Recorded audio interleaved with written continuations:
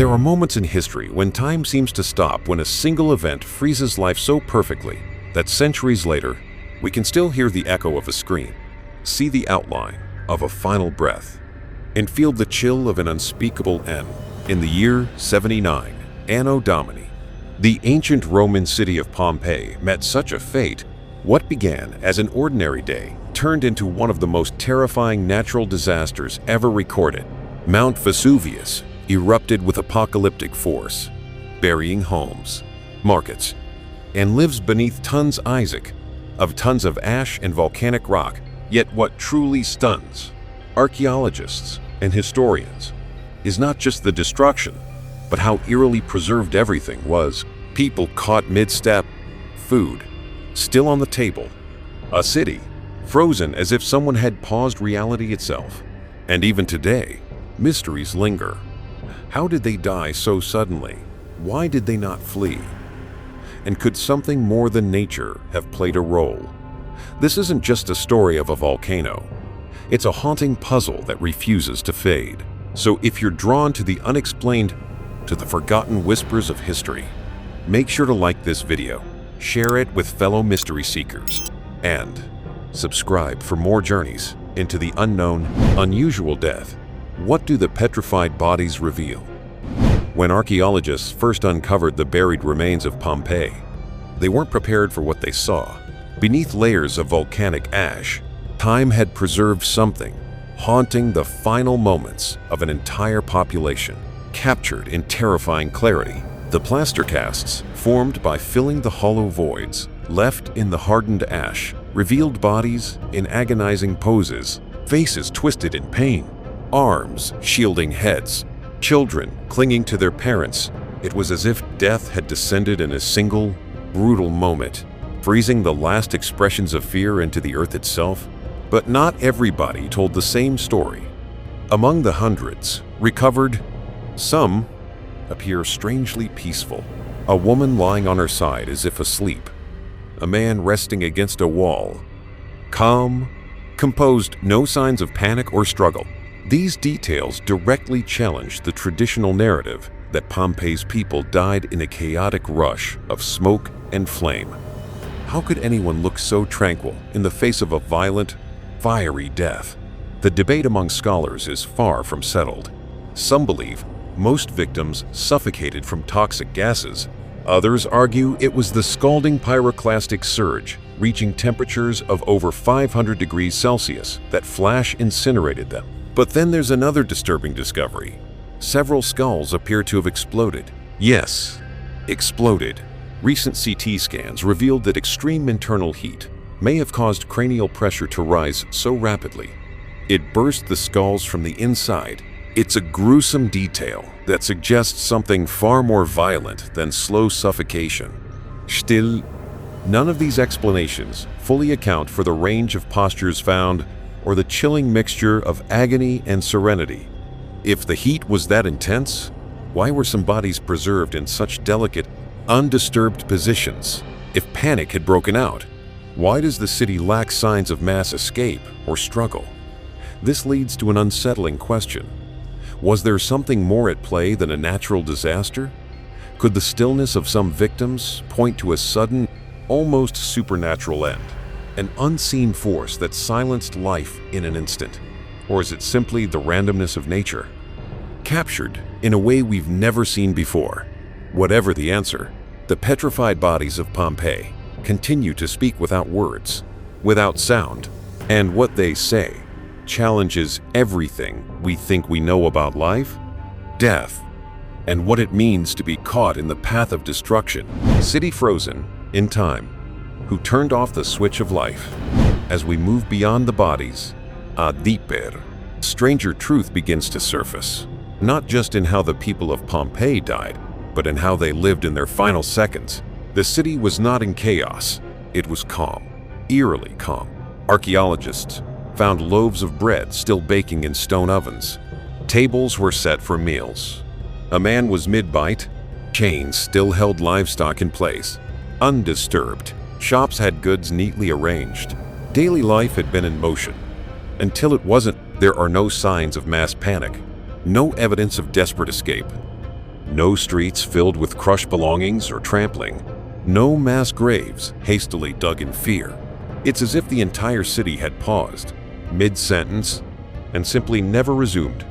In a disaster as explosive and deafening as Vesuvius, why wasn't there more disarray, more signs of struggle? This mystery deepens when we consider that the volcano had shown warning signs. Earth tremors shook the region days before the eruption. Animals behaved strangely. The mountain itself groaned with pressure, but there's no indication that Pompeii's citizens took those warnings seriously. Why didn't they evacuate? Why weren't they prepared? Some say they were caught off guard by the speed of the eruption. Others suggest complacency. Perhaps they were used to minor quakes and saw no reason to worry. But even that doesn't explain the unsettling stillness. It doesn't explain why people were calmly going about their routines right up to the final moment. Was this simply the result of shock, paralyzing fear, or something beyond human comprehension? Because it almost seems orchestrated, as though something or someone flipped a cosmic switch, stopping time, suspending motion, sealing a city within its final breath. Could they have been held in place not by fear or disbelief, but by a force we don't understand? Something that didn't just destroy, but deliberately silenced every sound, every movement, every heartbeat. This idea may sound far-fetched, but so does a city buried perfectly in ash, every detail frozen as if by design. Pompeii was not just destroyed, it was preserved, not just erased, but paused. And if nature alone couldn't have caused such precise stillness, then maybe, just maybe, something else did. Why did the people of Pompeii not flee? If warning signs were present, and they were then the most haunting question, becomes, why didn't they leave in the days leading up to the eruption? Pompeii didn't sleep peacefully. The earth trembled with strange, repeated quakes. Locals reported odd smells, sulfur, burning stone wafting through the air. Wells dried up, animals grew restless. Birds vanished. Nature itself was sounding the alarm. And yet, the city remained full. Life went on. Markets opened. Baths were drawn. No mas exodus. No fear in the streets. So, what kept them there? Some historians suggest denial. That the people of Pompeii, having lived with the rumblings of Mount Vesuvius for years, simply dismissed the tremors as ordinary, that they had grown numb to the mountain's moods. But others believe the explanation runs deeper into the spiritual, even the supernatural. The ancient Romans were deeply religious, bound by rituals and omens. Vesuvius was seen not as a threat, but as a sleeping god. Some scholars propose that when the mountain stirred, many Pompeians didn't see danger. They saw divine power. Perhaps they believed that offerings, prayers, or sacrifices would calm the gods.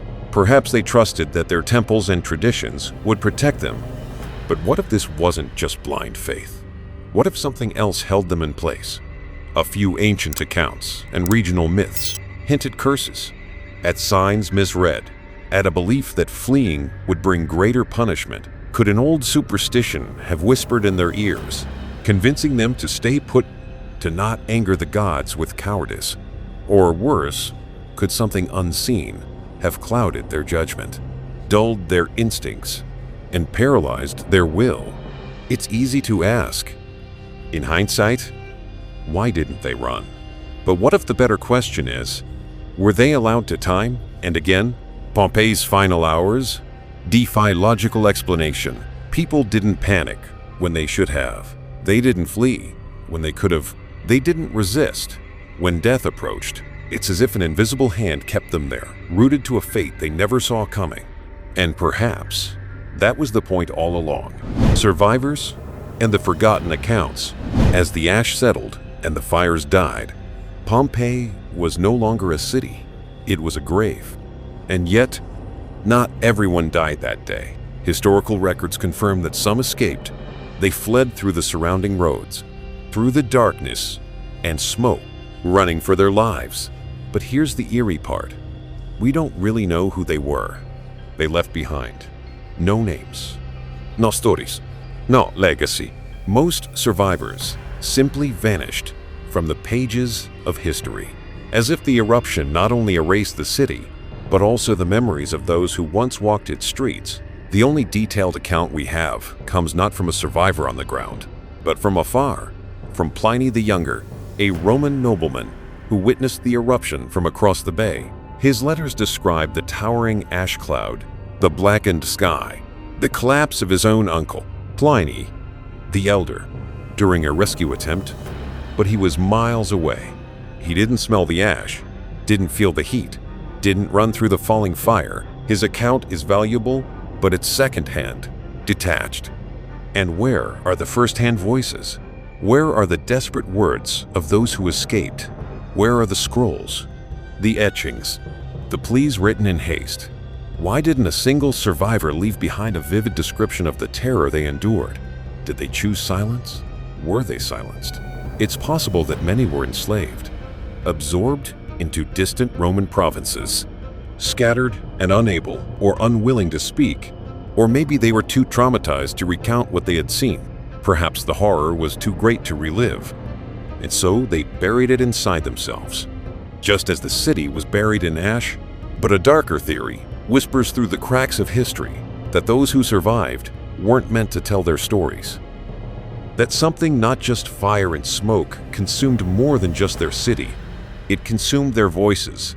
It's as if history itself conspired to forget them, to leave Pompeii as a place of silence, where even the living left no echo behind. And so the question lingers: did they survive? Or did they simply disappear? Pompeii, an unnatural preservation machine. 2,000 years have passed, yet Pompeii still whispers, buried beneath layers of volcanic ash. One would expect a city long decayed, consumed by time and the elements, but when archaeologists uncovered its remains, they didn't find ruins swallowed by nature. They found a city eerily preserved. Walls stood firm, paintings remained vibrant. Crimson and gold frescoes clung to stone with stubborn clarity. Mosaic floors glistened as though freshly laid. Even loaves of bread sat untouched in ancient ovens, their shape intact. Tools rested where hands had dropped them. It was as if life had simply paused. The ash, yes, had blanketed the city, but it had done more than shield it. It had sealed Pompeii in a bubble, suspended it between life and death. And then came the human forms. The plaster casts, made by filling voids left in the hardened ash, revealed people frozen in their final moments. A man shielding his face, a child curled near its mother, a woman kneeling, lips parted in silent terror. Their bodies were gone, but their poses remained, too perfectly. So perfect, in fact, that it didn't feel accidental. It felt intentional, as if something wanted this scene preserved, not just recorded, but staged, as though Pompeii was never meant to disappear, but to endure, to be found. Some scientists credit the preservation to a natural combination of heat, ash, and chemical reactions, an accidental miracle. But others feel an unease, as though Pompeii had been transformed into a museum, not by geology, but by design. Because this isn't just a city frozen in time, it's a message in stone, a snapshot so precise, so theatrically still, that it begs the question, who was the audience meant to be? Maybe it's not just about how they died, but why we were meant to see it. Pompeii wasn't just buried, it was stored, preserved, archived, like a warning etched into volcanic glass. And if nature didn't intend this, then who or what did? In a world where time consumes everything, Pompeii remains untouched, not ruined, not forgotten, simply waiting, as if daring us to look closer, to see not just the end of a city, but the imprint of something greater, something watching, something preserving, and maybe something waiting to be understood. Conclusion: Pompeii died, but its questions live on. Pompeii is silent, but its silence echoes. Was this truly just a natural disaster? An angry mountain erupting into the sky? Or was it something far older, deeper, and less willing to be explained? The people of Pompeii didn't just perish. They were frozen, stilled, captured in the instant of death, as if a cosmic hand had pressed pause on their very existence. Not crumbled bones or dust, but sculptures of agony and surrender, left intact beneath ash and time. We've sent probes into space, unraveled DNA, and mapped the depths of the oceans. And yet, when we walk through the streets of Pompeii, we still shiver, not from cold, but from a presence, something that science can't quite name, something watching, something ancient. It's more than eerie, it's prophetic, a warning chiseled into volcanic stone. Pompeii reminds us that history doesn't just teach, it warns. These people had time to flee. Some signs were there, rumblings beneath their feet, ash in the air, but most stayed. Why? Were they bound by fear, faith, or something we can't yet see? Maybe Pompeii isn't just a memory of destruction, but a riddle meant to be solved. A message not from the gods, but from time itself. And so we ask, was Pompeii destroyed by nature or preserved by something else entirely? If this story made you pause, made you wonder, then don't forget to like the video, share it with those who love mysteries, and subscribe to the channel. We're just getting started. Ancient secrets, forgotten cities, unexplained events. There's a vast archive of the unknown waiting to be explored. Sometimes, the answers we seek aren't buried in the future, but hidden in the past, disguised as ruins, and waiting for someone like you to start asking the right questions.